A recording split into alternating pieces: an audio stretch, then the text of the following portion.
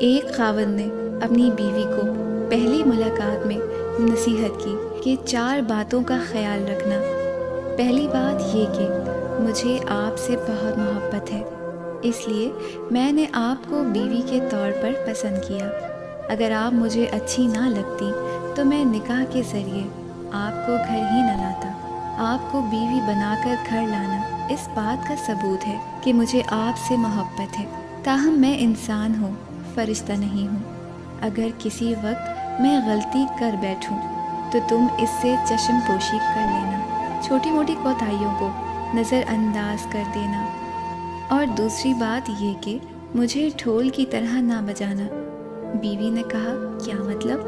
اس نے کہا، جب بالغرض اگر میں غصے میں ہوں تو میرے سامنے اس وقت جواب نہ دینا۔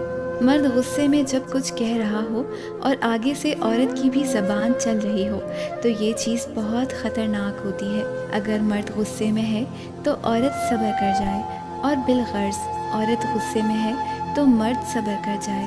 دونوں طرف سے ایک وقت میں غصہ آ جانا یوں ہے کہ رسی کو دونوں طرف سے کھینچنے والی بات ہے۔ ایک طرف سے رسی کو کھینچیں اور دوسری طرف سے ڈھیلا چھوڑ دیں تو وہ نہیں ٹوٹتی۔ اگر دونوں طرف سے کھینچیں تو پھر کھینچ پڑنے سے وہ رسی ٹوٹ جاتی ہے۔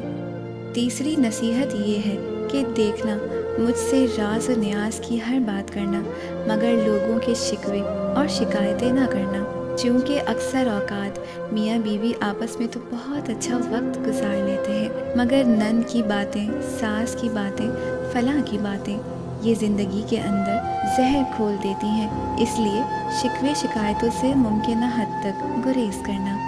اور چوتھی بات کہ دیکھنا، دل ایک ہے، یا تو اس میں محبت ہو سکتی ہے یا اس میں نفرت۔ ایک وقت میں 2 چیزیں دل میں نہیں رہ سکتی۔